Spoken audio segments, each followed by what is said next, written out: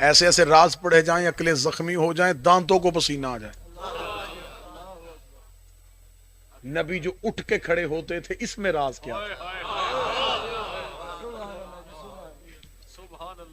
नमाज पढ़ने के लिए जाते हो, आपके सामने खड़ा हुआ पेश नमाज 11 इमामों का नाम लेता है, आप बैठे रहते हो, 12वें का लेता है, खड़े हो जाते हो।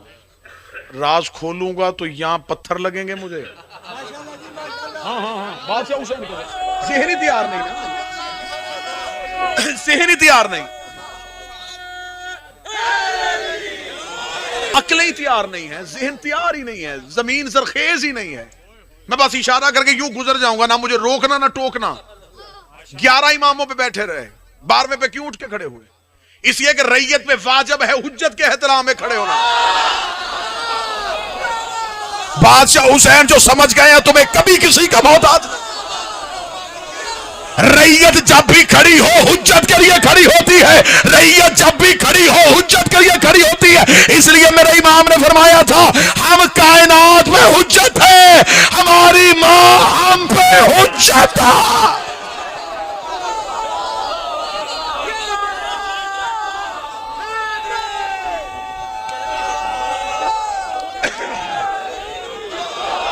बेटी समझ के खड़े नहीं हो रहे, बाखुदा बड़ी गलत तुम तक इतला पहुंची है कि प्यार की वजह से खड़े हो रहे थे।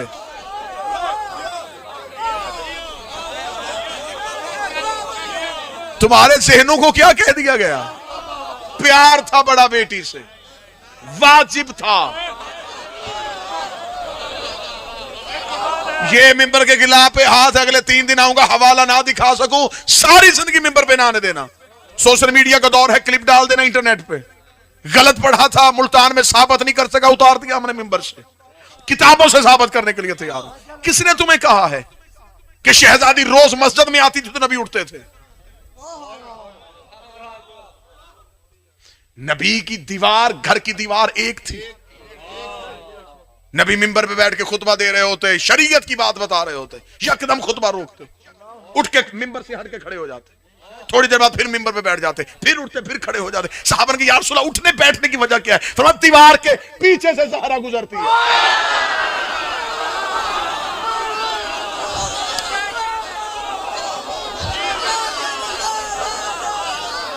पीछे से गुजरती है।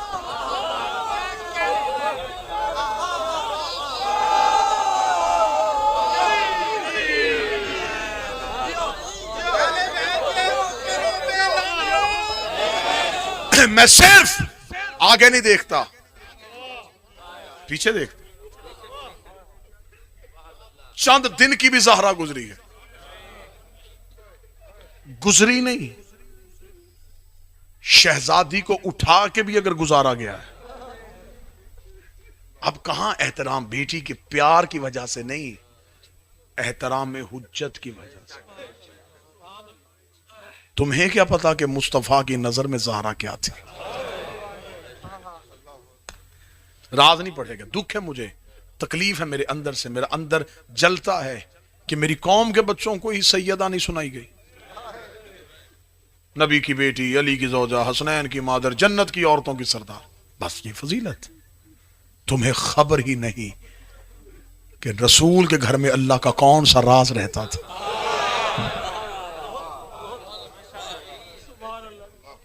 मासूम की हदीस है, मासूम से पूछा गया, मेरे मालिक रसूलों को रसूलों पे फजीलत दी गई है? फरमाया दी गई है। मेरे मालिक 313 में से औले आज़म 5 क्यों ठहरे? फरमाया इनके पास एक अलहदा होदा था। मेरे मालिक वो होदा किस बुनियाद पे दिया गया? इमाम असल जवाब से बचते रहे, इमाम साइल के मुताबिक जवाब देते रहे। साइल ने कहा नहीं मौला मुझे बता हकीकत क्या है, ये औले आज़म क्यों बने? इमाम के चेहरे के तेवर बदल गए। इमाम ने कहा अगर हक सुनना चाहता फिर सुन, इन 5 को मेरी दादी का नाम लेने की इजाजत दी गई थी। इसमें सैयदा की इजाजत की वजह से औले आज़म हो गए। उसने कहा मौला उन्हें इजाजत मिली वो औले आज़म, तो हमें इजाजत क्यों दी? मोमन को सैयदा का इस्म लेने की इजाजत क्यों दी? फरमाया इसलिए कि मोमन के दिल में हुसैन रहता है। जहां हुसैन रहता हो ज़हरा वहां खुद ही आ जाती।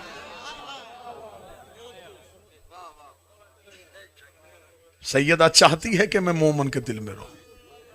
ये कुर्ब मिला है हुसैन की वजह से। अगर जज्बात पे काबू, क्योंकि आज मुसाहिब तो बिल्कुल ना पढ़े जाएंगे, ये शब है और मेरा अकीदा है ये शब जो है ये बरकत वाली शब है। आंसू मुवद्दत से निकले तो जितने निकले वो इरफान वाले आंसू हैं। तस्लीम करना है सैयदा को, मंजिल तस्लीम पे जाना है। सैयदा क्या है इसे तस्लीम करना। क्योंकि मैं बार बार कह रहा हूं, कल भी मैंने कहा था कि मैं फदक के हकाइक आपके सामने इसलिए पढ़ूंगा घर घर में मनाजर पैदा हो। किबला मुबल्लिग आज़म मौलाना इस्माइल कहा करते थे, अगर शीयत की तरवीज चाहते हो तो अपने बच्चों को दो चीजें याद करवा दो, एक फदक के गदीर।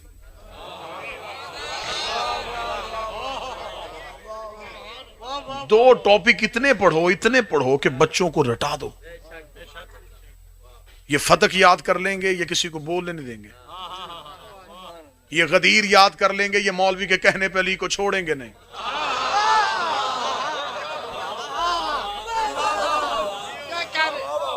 नस्लों की तरबियत से अंदाज से करो। फदक क्या है, बस थोड़ी सी इसकी वजाहत करूंगा, फिर जो बच जाएगा वो कल पे छोड़ देंगे।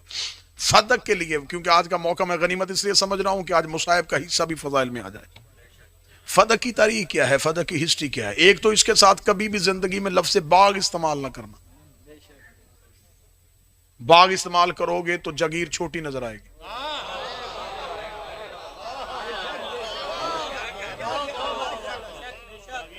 मुल्तान में आम के बाग हैं, सारा मुल्तान तो बाग नहीं। फदक अगर कहेंगे ना बाग तो लगेगा एक छोटा सा खित्ता था। इसे कहो जगीर फदक। ये जगीर थी, ये एक मुकम्मल प्रॉपर्टी थी, इसके अंदर कई बागात थे।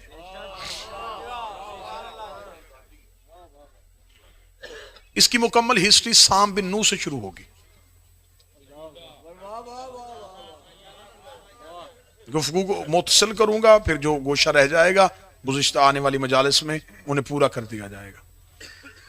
ये खैबर के यहूदियों के पास थे। मैं उसके बिल्कुल नए जाविये इस्तेमाल करूंगा, बिल्कुल नए जाविये। थोड़ी सी बच्चों को इसकी पस मंजर बताऊं, फिर नए जाविये इस्तेमाल करने लगूं। यह यहूदियों की मलकियत थी। जब अल्लाह ने अली के जरिए से खैबर को फतह कर लिया,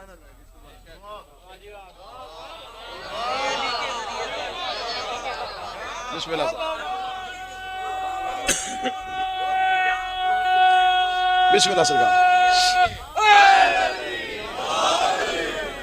खैबर के यहूदी खैबर को छोड़ के फदक में जाके आबाद हो। इन्होंने वहां बैठ के मुसलमानों के खिलाफ, इस्लाम के खिलाफ साजिशें शुरू कर दी। अल्लाह और नबी के मुश्तरका मंसूबे के तहत दोबारा फिर खैबर में अली को भेजा गया। मौला अमीर अल मोमिनीन दोबारा फदक पहुंचते हैं। फदक में जाके ये वहां के उमरा को, यहूदियों के उलमा को, कबाइल के सरदार को इकट्ठा करते हैं। मौला अमीर अल मोमिनीन एक तरीक साज खुतबा देते। मौला फरमाते, देखो अगर तुम्हारे दिल में खैबर की शिकस्त का बदला लेने की ख्वाहिश है तो मैं तुम्हें तुम्हारे घर बताने आया हूं कि खैबर मैंने फतह किया है। मौला हुसैन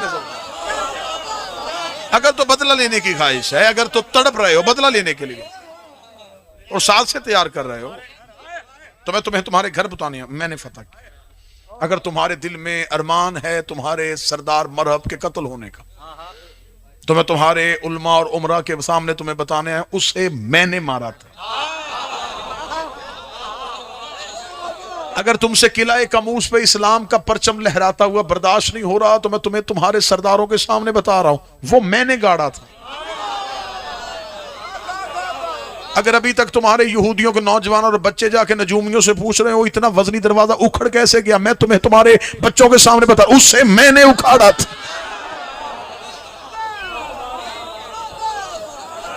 मौला अमीर अल मोमिनीन ने मुकम्मल एतराफात करने के बाद कहा कि अगर तो तुम्हें बदला लेने की ख्वाहिश है तो मैं अली आया हूं।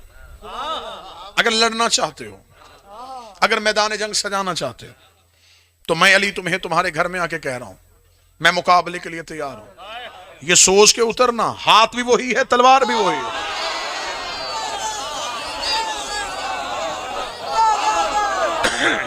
मैं यहां से पलटूंगा नहीं।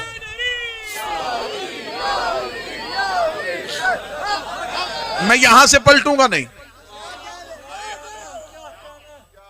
वक्त का तयन कर लो किस दिन जंग करनी। यहूदियों के उमरा ने, कबाइल के सरदार ने मौला अमीरुल मोमिनीन से मशवरे का वक्त मांगा, अलहदा हुए, मशवरा किया। मशवरा करने के बाद आके कहने लगे, अय फर्जंद अबू तालिब। ये लफ्ज कहना इस बात की दलील है उन्हें सिर्फ बेटे का डर नहीं था, वो अबू तालिब की तलवार से वाकिफ थे। अय फर्जंद अबू तालिब, हम जंग नहीं चाहते, हम चाहते हैं कि हम भी सुकून में रहें, इस्लाम के रहने वाले मुसलमान भी सुकून में रहें। अमीरुल मोमिनीन ने फरमाया, जमानत गारंटी कौन देगा कि आइंदा इस्लाम के खिलाफ कोई साजिश नहीं होगी। उन्होंने कहा जी हम एक अहदनामा लिखते हैं, उसमें हम ऐसे करते हैं कि हम अपनी फतह की सारी जगीर मुसलमानों के रसूल को देते हैं। और बिल्कुल नए जाविये इस्तेमाल करने लगा, पूरी रिसर्च और पूरी तहकीक के बाद। जो हमारे सकूनती जहां पे हमारी रहायशें हैं, अगर आप चाहें तो हम वो भी दे देते। अगर आप चाहें तो सकूनती जगह को छोड़ के बाकी जगह हम दे देते। अमीरुल मोमिनीन ने फरमाया, हम किसी को बेघर नहीं करते।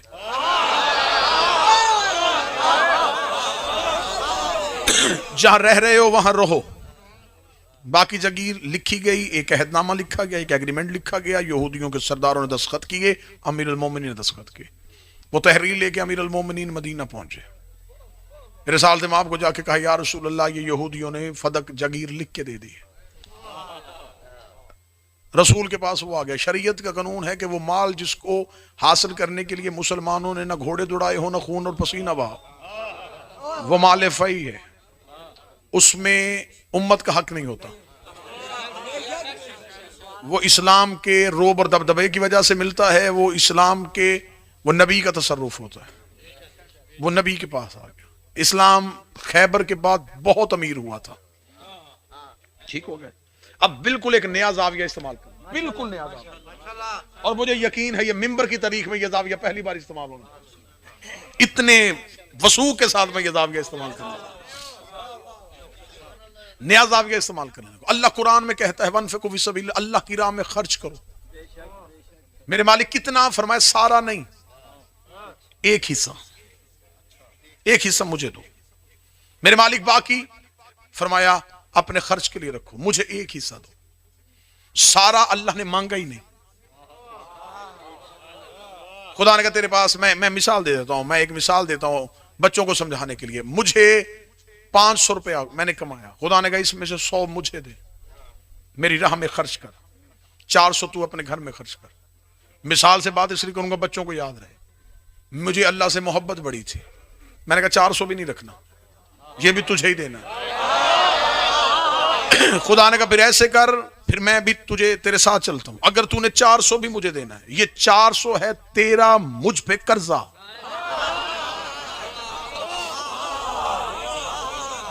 ये 400 मैं महफूज कर लेता हूं, ये कर्जा हो गया तेरा, मैंने तुझसे मांगा नहीं, तूने दे दिया, ये हो गया कर्जा, जब चाहे मैं वापस पलटाऊंगा। मेरा 400 तौहीद के साथ मैंने 500 और खर्च दिया, वो इकट्ठा होता रहा अल्लाह के खजाने में। मैं दुनिया से चला गया, कर्ज आता है अगली नस्ल में मुंतकिल। अब जो मेरा वारिस होगा वो उस कर्ज को वसूल कर सकता है, वो कह सकता है मेरे अल्लाह, मेरे बाप ने तेरी राह में कुछ खर्च किया था। ऐसी दुनिया में लातदाद मिसालें मौजूद हैं। अब ये जाविया पहली बार मिंबर की तारीख से इस्तेमाल होने लगा, मुल्तान से दुआ लूंगा और फिर पूरी दुनिया में पढ़ दूंगा। अल्लाह ने मांगी थी खदीजा से थोड़ी सी दौलत, खदीजा ने दे दी अल्लाह की राह में सारी दौलत। अल्लाह के कहा, खुदा ने कहा, खदीजा तौहीद मकरूज हो गई है, खदीजा का कर्जा अल्लाह के ऊपर आता गया, आता गया। बीबी दुनिया से चली गई, बीबी की अकलौती बेटी थी, नाम उसका ज़हरा था। खैबर में इस्लाम अमीर हो गया, खुदा ने कहा मोहम्मद अब इस्लाम अमीर हो गया है, ज़हरा को बुला, मेरा कर्जा वापस कर।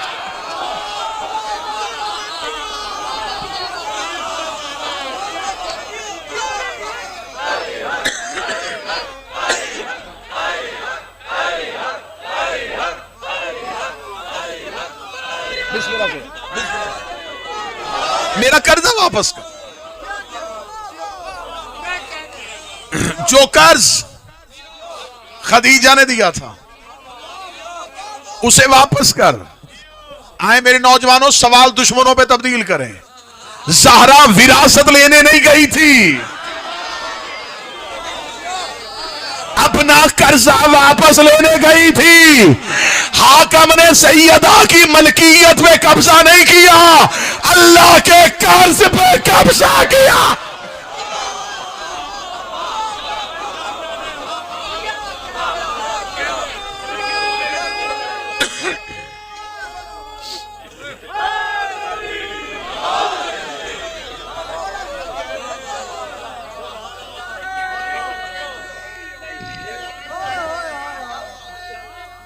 बिस्मिल्लाह सर।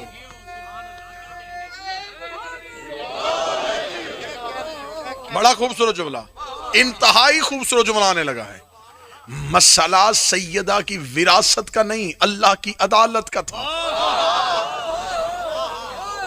हाय हाय हाय हाय हाय हाय, अदले इलाही था कि सैयदा को मिले। यही वजह है कि हम असूल में अदल के कायल हैं। जिन्होंने हक खाया था वो अदल छोड़ चुके हैं, उन्होंने अदल निकाल दिया।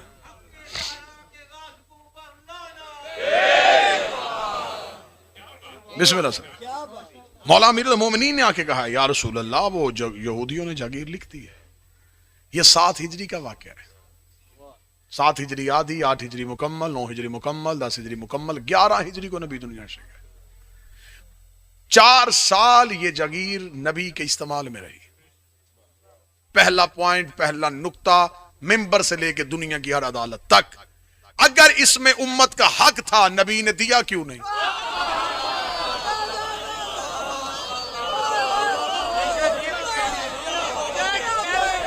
मैं तुम्हारा सवाल पलटा के तुम्हारे मुंह पे मारने लगा।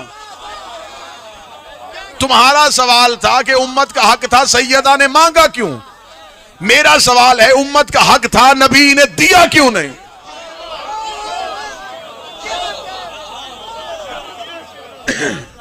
सैयदा के मुतालबे से पहला सवाल तो नबी की माज़ल्ला अदालत पे आ जाएगा। अगर आप कहेंगे नबी ने नहीं दिया था, तो फिर मैं आपके सामने आकर दुमैरी की जामिउल अज़हर मिस्र से छपी हुई किताबें रख देता हूं। उसमें लिखा है कि बहरीन से माल खिराज आया था, आधी रात को ऊंट मदीने पहुंचे थे, नबी हुजरे में थे, साहबी ने इतला दी, या रसूल अल्लाह बहरीन वाला माल आ गया है। फरमाया मस्जिद के बाहर ऊंट खड़े करो। ऊंट मस्जिद के बाहर खड़े हुए, लदे हुए ऊंट खड़े थे। रात आधी से ज्यादा ढल गई थी। रिसालत बाब ने फरमाया चिराग रोशन करो।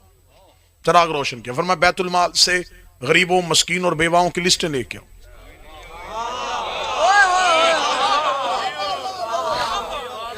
वो लिस्टें लाई गई। रसूल ने आधी रात के वक्त चिराग रोशन किया, लिस्टें सामने रखी। साहबा को कहा, ये उस बेवा के घर छोड़ के आओ, ये माल उस गरीब को दे के आओ, ये उस बेवा का हक उसे दे के आओ। साहबा ने, या रसूल रात आधी से ज्यादा ढल चुकी है, अगर ये सब कुछ सुबह कर लें तो बेहतर नहीं रहेगा। जामिउल अज़हर मिस्र से छपी किताब में लिखा है, रिसालत इमाम ने साहबा की तरफ देखेगा, तुम में से कोई एक गवाही देता है कि कल तक मैं जिंदा रहूंगा?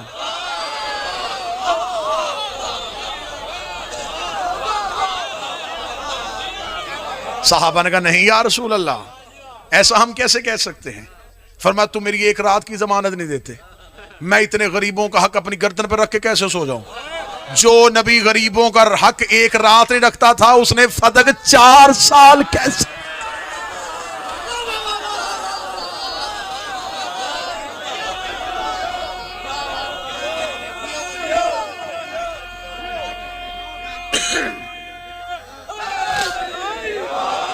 क्यों रखा?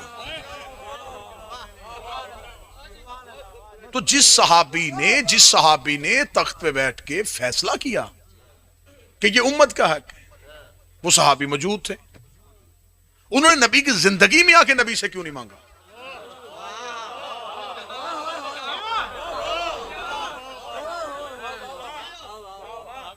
दौरे रिसालत में उस जागीर पे कब्जा क्यों नहीं किया? कह देते, या रसूलल्लाह, ये तो हमारा हक है, ये आप हमें क्यों नहीं दे रहे? क्यों नहीं मांगा? मुसलसल 3 साल गुजर गए, नबी के तसर्रुफ में रहा, क्योंकि ये कोई भी माल अपने घर में खर्च तो करते ही नहीं थे, जो आता था वो तकसीम हो जाता। एक दिन जबरील मस्जिद में आए, फरमाया हुक्म परवरदिगार आया है। नबी की आवाज़ कौन सा? फरमाया खुदा कहता है आते जिल कुर्बा हक को, अपनी करीबी औरत को उसका हक दो। कुर्बा, अकबर बड़ा मर्द, कुबरा बड़ी औरत, असगर छोटा मर्द, सुगरा छोटी औरत, अकरब एक करीबी, कुर्बा एक करीबी औरत।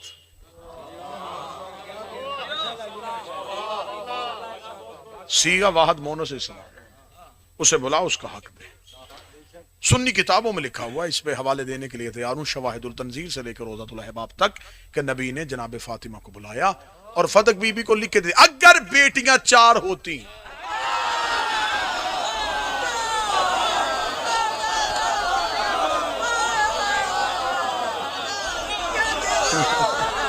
जागीर बराबर तकसीम हो जाती। अकेली सैयदा को बुलाया, फदक बीबी को लिख के दे दिया, सैयदा हो गई फदक की मालिक। अब जो भी रेवेन्यू आता था, जो भी उससे माल आता था, वो सैयदा को मिलना शुरू हो गया। आदिल बाप की आदिला बेटी,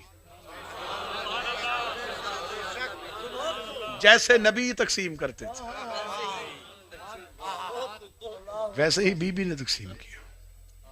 अगर उम्मत का हक था तो जब रसूल ने बीबी को लिख के दिया, उस वक्त किसी उम्मती ने एहतजाज क्यों नहीं किया कि या रसूलल्लाह ये किया, ये तो हमारा हक था, आपने अपनी बेटी को लिख के दे दिया। जब खबर हो गई कि फदक जनाब सैयदा को लिखा जा चुका है और बीबी के आमल जो हैं वो जागीर पे जाके बैठ चुके हैं और इसका माल शहजादी वसूल कर रही है, तो फिर बीबी से मांगा क्यों नहीं गया? मुसलसल ये बीबी के इस्तेमाल में रहा, बीबी के तसर्रुफ में रहा। बादद रसूल जब तख्त पे कब्जा हुआ, मैंने कभी लफ्ज़ मिंबर इस्तेमाल नहीं किया, क्योंकि मिंबर हर दौर में इमामत के पास रहा। हुकूमत पे कब्जा हो सकता है, हाकमियत पे कब्जा हो सकता है। एक बंदे ने मौला अमीरुल मोमिनीन से जाके कहा था, या अली फलां आपकी जगह पे तख्त पे बैठ गया है। अली मुस्कुरा के फरमाते, क्या उसका हाथ अर्श पे पहुंच गया है?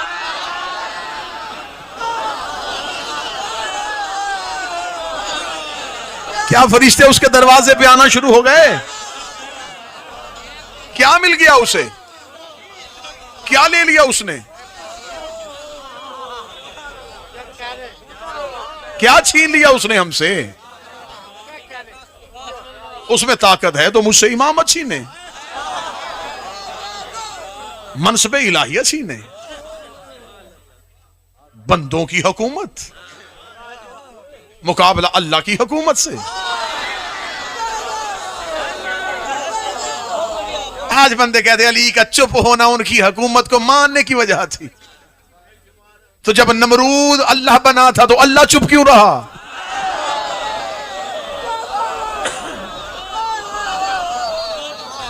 भाई जब फरौन ने अल्लाह होने का दावा किया, अल्लाह चुप क्यों रहा? अगर तुम्हें जवाब मिल जाए कि अल्लाह के चुप होने की वजह यही है, तो वही वजह अली की थी।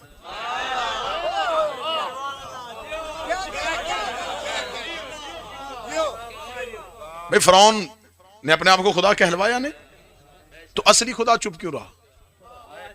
उसे पता है झूठा है, थोड़ी देर के लिए बैठा है।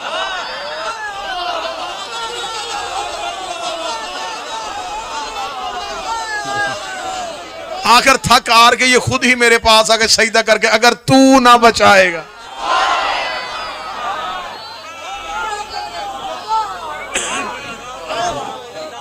सोशल मीडिया पे ऐसे सवालात करके मेरी कौम के बच्चों को खराब ना करो। ये होते ट्रिक की सवाल, हाँ, यानी कि सवाल एक ऐसे एक ट्रिक इस्तेमाल किया बच्चों को फंसाने के लिए, बच्चे परेशान हो जाते फौरन, ये ऐसी बात इसने किया, कैसे लिख दी। अब ऐसे सवालात सोशल मीडिया पे तवातर के साथ आ रहे हैं।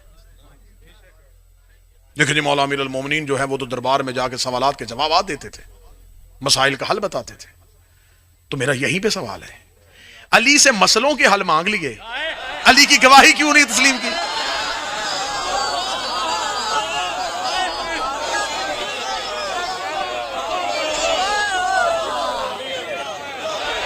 मसाइल के हल अली से पूछ लिए, तो जब अली गवाही दे रहे थे वो भी तस्लीम करते।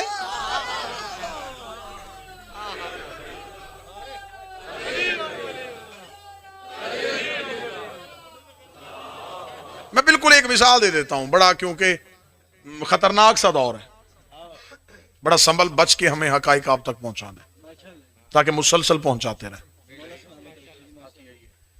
एक शख्स, उसकी अपनी फार्मेसी थी, वो मेडिकल स्टोर का मालिक था। वो अपने बच्चे को बिठा के थोड़ी देर के लिए घर गया। पीछे से एक शख्स आया, उसने उस बच्चे के सामने डॉक्टर का लिखा नुस्खा रखा, उसने कहा ये दवाइयां दे दे। अब उस बच्चे ने ये नहीं कहा कि मैं नहीं जानता, वो उठा, उसने जो भी हाथ में दवाई आई,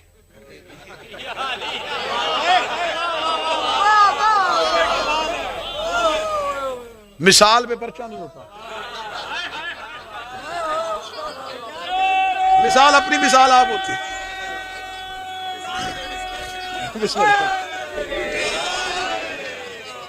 मिसाल की कोई मिसाल नहीं होती, तो मिसाल फिर मिसाल होती है। तो मसलन ये तो उसने कहा जनाब मुझे बिस्मिल्लाह, उसे जो हाथ में है वो दिया। उसने समझा कि शायद ये क्वालिफाई है, कुछ समझता है। वो गया, उसने जाके मरीज को वो दवाइयां दे दी। मरीज ने खाई और मरीज तड़पना शुरू। वो शख्स दौड़ा, उसने आते ही जब उसको देखा जिस बच्चे ने दी थी, वो परेशान हुआ। उसका क्या दिया तूने मुझे, मेरा मरीज तो मर रहा है। ये पीछे से फार्मेसी का मालिक, उसका बाप आ गया। उसने आते ही बच्चे को हटाया, उसे कहा पहले मरीज की हालत बता, क्या हो रहा है। उसने पहले असल दवा उठाई, उससे कहो छोड़ दवा, पहले इससे पूछिए क्यों बैठा, वो इसको छोड़, पहले मरीज बचाओ। बंदे दरबार में सवाल लेके आते थे, बंदे कहते या अली जवाब ना देना, अली फरमाते इसे छोड़ो, पहले इस्लाम बचाओ।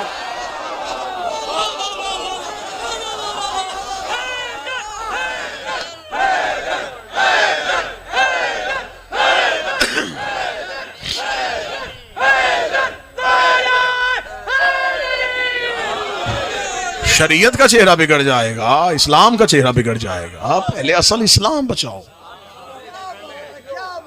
बस एक वाकया और इसके बाद बहुत ज्यादा वक्त हो गया, बल्कि मैं अपने वक्त से भी तजावज कर गया। बस इसी फदाइल पे इख्तिताम हो जाएगा। एक वाकया देखिए, इतने लातदाद ऐसे वाकयात हैं कि जिनका सामना हुकूमत कर ही नहीं सकी। हुकूमत के पास, हाकिम के पास एक सवाल आ गया। 3 लोग आके खड़े हो गए। हाकिम ने कहा हाँ भाई क्या सवाल है, सजा हुआ दरबार था। उन्होंने कहा जी एक सवाल है, हमारा मालिक जाता हुआ एक वसीयत करके गया। उस वसीयत में लिखा है कि मेरे 3 गुलाम हैं, एक को आधी जायदाद और मेरी बेटी का रिश्ता दिया जाए, दूसरे को बकिया आधी जायदाद दी जाए, तीसरे को कत्ल किया जाए। नाम किसी का नहीं लिखा।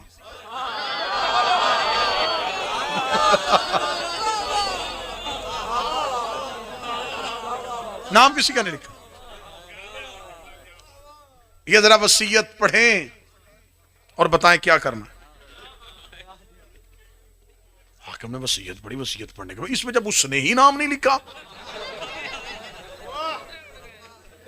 तो हम किसी बंदे को उसको गलत सजा दे दें, ये कैसे हो सकता। उन्होंने कहा नबी तो ये काम कर लेते थे, वो तो इरादे समझ लेते थे, वो तो मुर्दों को भी बुलवा लेते थे। तो हजूर मीलॉर्ड थोड़ी देर के लिए तक से उतरिए, हमारे साथ तशरीफ लाइए, कब्र पे जाके जरा उससे पूछ लीजिए।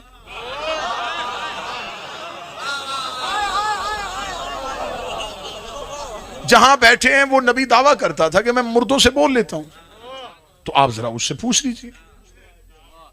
वो साहब उसकी तरफ देखो, उन्होंने कहा वसीयत फेंके, उठो चलो यहां से, ये वो फैसला करने वाला जाके अब कब्र में जाके मुर्दे से वो कैसे बोलेगा। वो खामोश थे। यहां एक झुर्रियों वाला हाथ साहिल के कांधे पे था।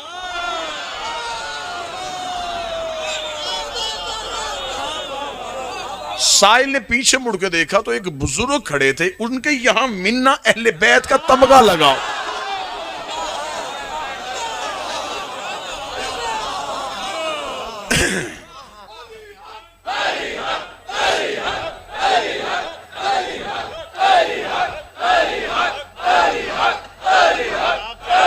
बिस्मिल्लाह बिस्मिल्लाह बिस्मिल्लाह बिस्मिल्लाह। इधर आ, मैं तुझे हकीकी वारिस के वास्ते। अमीर अल मोमिनीन के हुजरे के बाहर साहिल पहुंचे।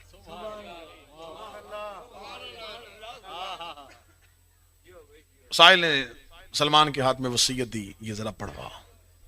अली के हुजरे से आवाज है, सलमान वसीयत इन्हीं के पास रहने दे।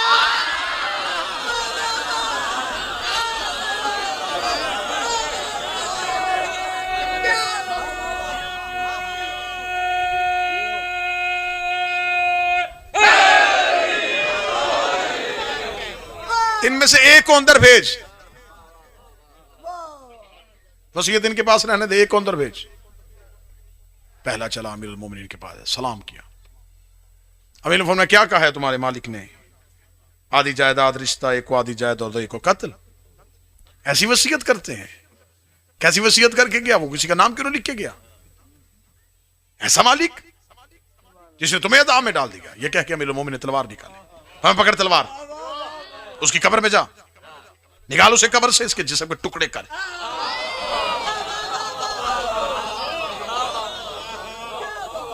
अमीरुल मोमिनीन बोल रहे थे, वो शख्स सुनता रहा, उठाता नहीं तलवार। उसने हाथ बांध के, ऐ अली, मुझे ना जायदाद चाहिए, ना मुझे रिश्ता चाहिए, मालिक की पे तलवार नहीं उठा सकता। अल्लाह ने फरमाया, सलमान इसे बाहर ले जाओ,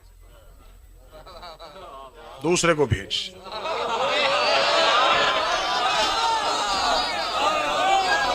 उठा तलवार, मालिक को कत्ल कर। उसे तलवार पकड़ी, हुजरे के दरवाजे पे गया और वापस पलटा। तलवार रखेगा, या अली मुझसे ये काम नहीं हो। सलमान तीसरे को भेज। तीसरा आया, तलवार पकड़ी और चलना शुरू हुआ। अली फरमाया, सलमान कंबर को गए पीछे जा। जो ही ये तलवार पे पहुंचे, इसके हाथ में हथकड़ी डाल, इसे गिरफ्तार करके लेके।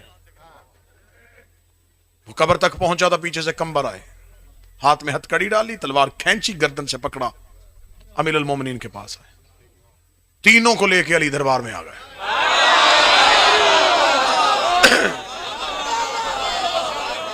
तख्त पे बैठे हुए ने असली वारिस को आते देखा, उठ के खड़ा, अच्छा ये अली, ये मेरे पास से जाके आपके पास चले गए थे? फरमाया, मसला हल हो चुका है। ये अली नाम किसी का नहीं लिखा। मौला अमीर अल मोमिनीन जो पहला आया था, फरमाया इससे आधी जायदाद दो, आधी दौलत दो। वो जो आधे रास्ते थे वापस आया है, बाकी आधी दौलत इसे दो। ये जो कब्र पे पहुंच गया, इसे कत्ल कर दो। इतना कहना था, हाकम देखेंगे, या अली, उसने नाम किसी का नहीं लिखा था, आपको कैसे पता चला? अली ने मुस्कुरा के फरमाया, मैंने इनकी रगों से वफा से पहचान लिया है, इनकी रगों से वफा से पहचान लिया है कि असल में मालिक से मोहब्बत किसको थी।